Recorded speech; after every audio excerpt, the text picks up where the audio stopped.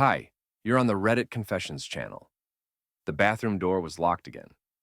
I stood there like an idiot, holding her vitamin drink in one hand and my last thread of patience in the other. I knocked twice.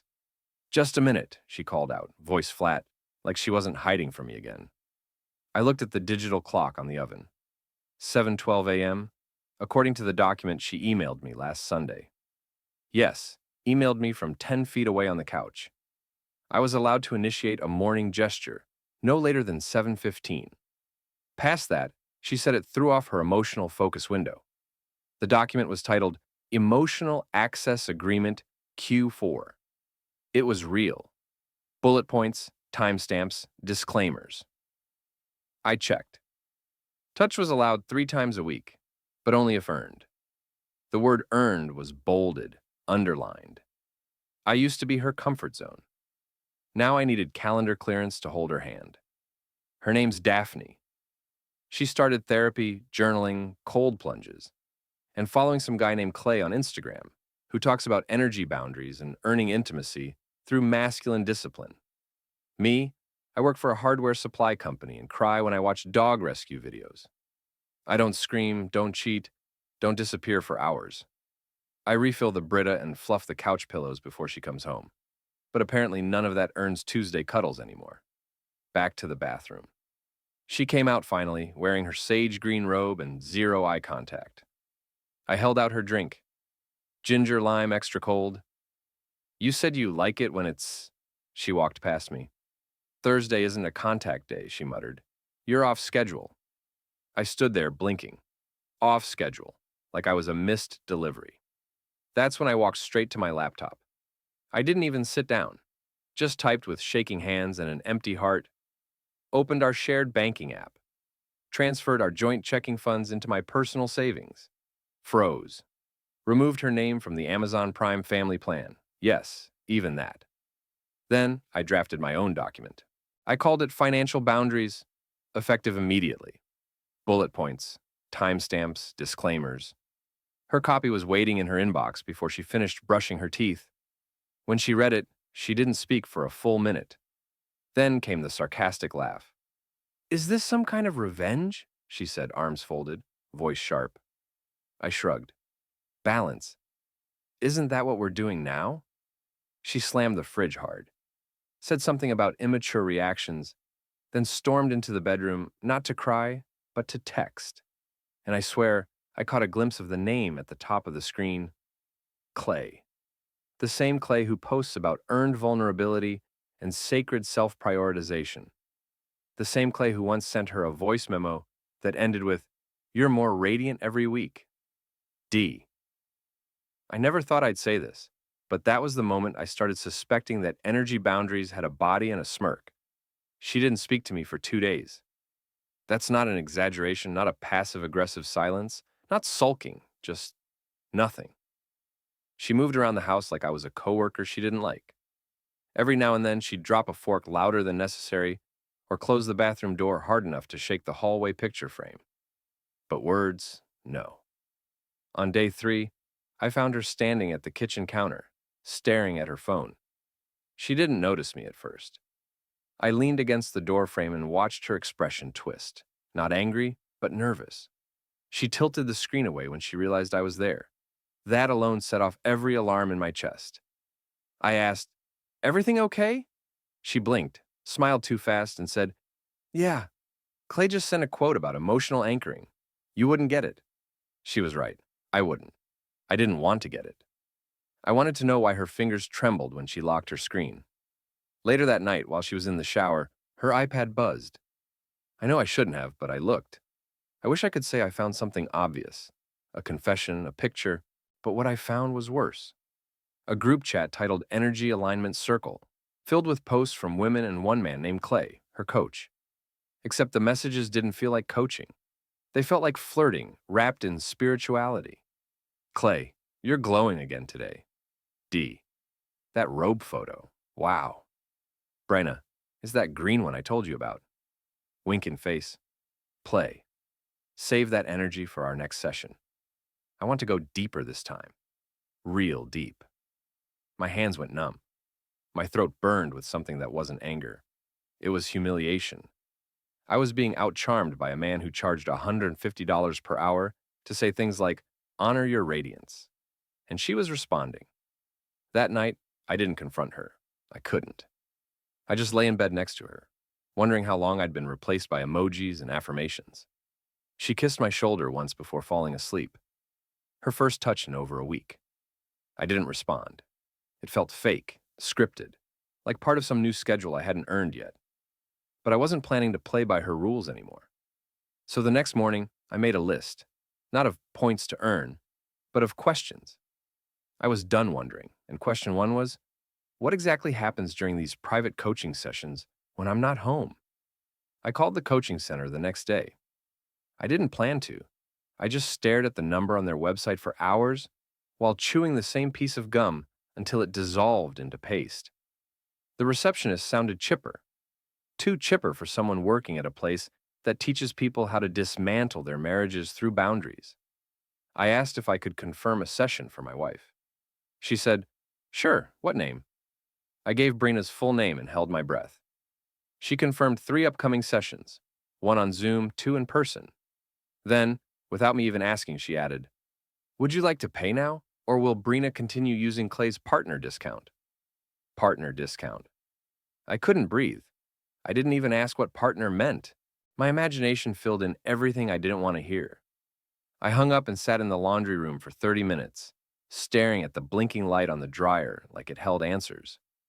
When Brina came home that evening, she was glowing. That kind of fake glow people get when they're carrying around a secret they think makes them powerful. She kissed me on the cheek.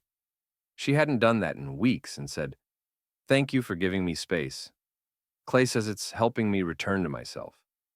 I nodded like a spineless idiot. I nodded while my heart pounded in my throat and I tasted metal. And then she handed me a book. Not a gift, a requirement. Clay wants both partners to read this before next month. If we're aligned, we can graduate to the next level. Graduate. Was this a relationship or a seminar? The title of the book?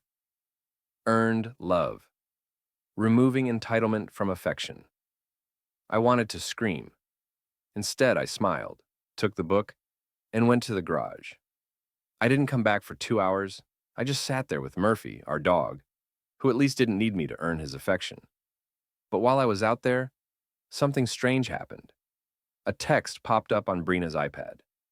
I'd left it in the garage by mistake when I was looking for a charger the day before. The message was from Clay. It read, "Delete the last voicemail. He can't hear that one." I didn't sleep that night. The message kept flashing in my mind like a warning light I could no longer ignore. Delete the last voicemail. He can't hear that one. I stared at the iPad, heart pounding, unsure if I had the courage to press play, but curiosity is cruel and silence is worse. So, I slipped into the garage again, plugged in my earbuds, and opened the Voice Memos app. There it was.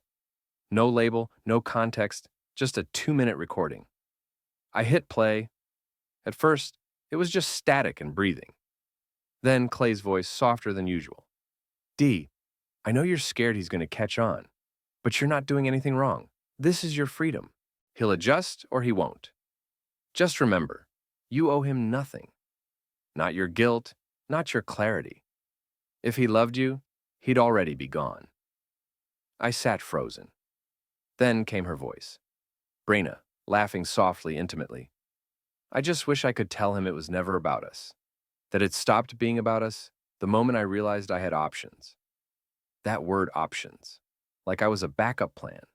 Like I was the life vest she didn't want to wear anymore. She didn't say my name once in that recording. I was just he, like some old obligation she was too polite to discard out loud. I didn't cry. I wish I had. Crying would have been easier. Instead, I felt a strange calm, the kind you only feel right before something breaks. I deleted the voicemail, not because I wanted to protect her, but because I couldn't stand to hear her voice again. The next morning, she smiled like nothing had happened. She made a smoothie, asked how I slept, and even complimented my shirt. I nodded and said nothing. Inside, everything was screaming, but on the outside, I was just still. That night, I emailed Clay. I didn't threaten him. I didn't curse. I just said, "You told her she had options, so do I." I didn't expect a reply, but what I got the next day made my stomach turn. He replied with just one sentence. "Then you should probably check the hotel receipts from her birthday weekend." And just like that, I realized something even worse. This wasn't a fantasy. This wasn't emotional flirtation. This was real physical, and I had proof waiting for me. I didn't ask Brina about the hotel. I just waited until she left for one of her clarity walks, which now took 2 hours and required makeup and perfume. While she was gone, I pulled out the folder where we kept shared account statements. I hadn't looked through it in months, mostly because I trusted her to handle budgeting. Stupid, I know. It didn't take long. There it was, an envelope marked Birthday Weekend, Sedona. I opened it, expecting spa bills, maybe a restaurant receipt. What I found instead made my ears ring. 2 nights at a boutique resort, 1 room, king bed, 2 breakfast charges on both mornings, and a spa appointment for 2 under the name D. Wren. That's not her name. It's not mine either. It's his, Clay. I felt like I'd swallowed something sharp. My hands went cold. I flipped through the remaining papers and found a printed itinerary. She had highlighted their dinner reservation, 7 p.m. at a place called Emberstown. I remembered that night. She told me the resort had no cell reception and that it was a personal retreat. No distractions. I had stayed home and fed the dog. She had eaten Camelot shrimp pasta with her spiritual soulmate. The sound of the garage door opening startled me. I shoved everything back into the folder and ran upstairs like a guilty teenager. Not because I was doing anything wrong, but because I suddenly felt small, like the kind of person people lie to because they know he won't do anything about it. She came in humming. Humming. I wanted to scream. Did he hum with you too? But instead, I asked, "How was your walk?" She smiled. "Refreshing. Play says movement helps unstick the soul." Unstick the soul. I clenched my jaw so hard it clicked. That night, I didn't sleep in our bed. I took the couch. She didn't even ask why. Didn't offer a blanket. Didn't say goodnight. Maybe she thought I was just resetting my emotional routine. But I wasn't resetting anything. I was rethinking everything. And the next morning, I booked a one-on-one session with Clay under a fake name. I didn't sleep the night before the session. I didn't eat either. My body felt like it was running on stale coffee and panic. I created a fake profile under the name Julian, booked a virtual consultation with Clay, and paid his outrageous fee with a prepaid card. I told Brena I had a late work call. She barely nodded, too busy journaling something about release and elevation. When the session began, I didn't know what I expected. Maybe some smug bearded guy with a gong in the background. But what I saw instead was worse. He looked normal, polished, warm eyes, soft voice, perfect lighting. He greeted me like he'd known me for years. "Hi, Julian. I'm so glad you chose to show up for yourself." My skin crawled. I played the part. Told him I was struggling with a wife who had grown distant. He leaned in like a therapist. "She might be finding herself," he said. "Sometimes love isn't about holding on. It's about letting go of old roles." Roles, right? Like husband. I asked about boundaries. I asked how he handles emotional overlap with clients. He smiled. "Transparency is everything. You hold space, you guide, but you never exploit." I wanted to laugh. Instead, I said, "What if the client's husband found hotel receipts? What if he heard a voicemail?" His smile didn't move, but his eyes twitched, just for a second. "I think we're getting off topic," he said, adjusting his headset. "No," I said, voice cracking. "I think we're finally on it." He stared at me, then exhaled. "Listen," he said carefully, "whatever you think you found, don't weaponize it. That's the old paradigm. She's growing. She didn't mean to hurt you. She just outgrew you. Outgrew me like I was a pair of shoes from college." She finally tossed. I ended the call before I said something I couldn't take back. But the damage was done. Clay had confirmed everything. Not directly, but enough. Enough to know that whatever growth Brina was chasing, it didn't include me. And yet, I still didn't confront her. Not yet. Because that night, something else happened. Murphy barked at the door. I checked the window and saw Brina getting out of Clay's car. She didn't see me watching. That part was important. I stood behind the curtain in the upstairs hallway, just enough of an angle to catch her face in the driveway. She was smiling. Not the polite, clipped smile she gave me at dinner, but a full, open smile like someone finally relaxing into who they really were. Her hair was messy. Her hand brushed Clay's shoulder before she stepped out of the car. She even laughed at something he said before the door closed. She didn't see me, but I saw enough. When she came inside, I was already in the kitchen pretending to scroll through emails.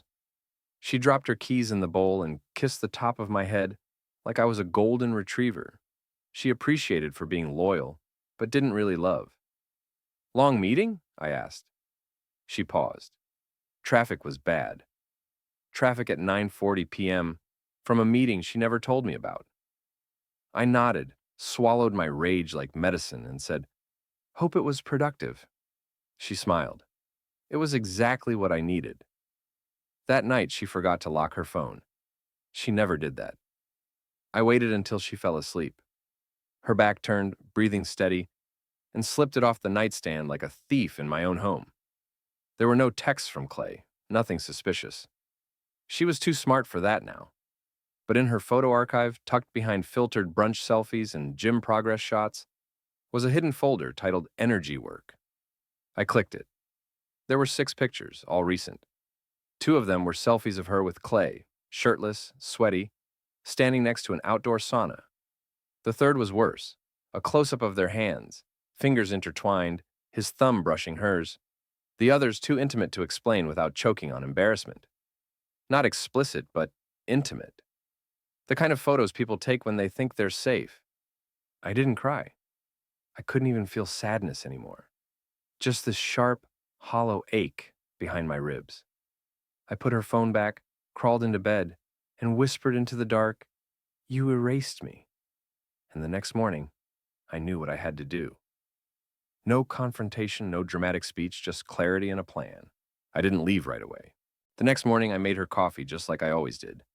But I left a printed photo next to the cup, one of the ones from the Energy Work folder. No note, no explanation, just silence. She didn't say a word when she saw it. She just stared at the image, her face draining like someone watching a slow-motion car crash they caused. Then I said it. "I know." She looked up, her mouth opened, but no sound came out. I didn't wait for excuses. I didn't want to hear about chakras or clarity or whatever buzzword she'd learned to hide behind. I just walked to the living room, grabbed my bag, and called Murphy to follow me. He wagged his tail like it was just another walk, but we didn't come back.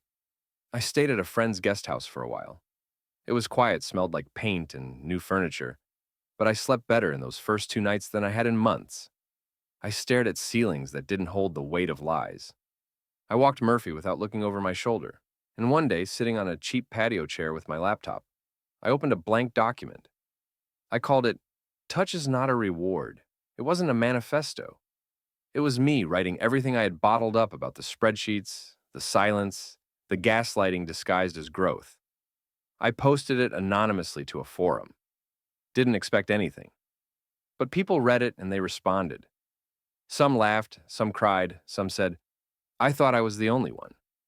And for the first time in months, I felt something I hadn't felt in forever. Seen. Weeks later, Brina sent a long email. Not begging, not angry, just full of regret. She said she confused structure for healing. Said she didn't realize she was rewriting the rules of a game I never agreed to play. She ended with, "I'm sorry I made love conditional." I didn't respond because now, for the first time, I'm setting my own terms. And guess what? They don't include earning basic decency. I'm not angry anymore. I'm just free. That's the end of my story. If you've ever had to walk away from someone who turned love into a contract, I want to hear your story too. Drop it in the comments. What part of my journey hit you hardest? The spreadsheet, the voicemail, or the final silence? You've been watching Reddit Confessions, where the truth doesn't ask for permission. See you in the next one.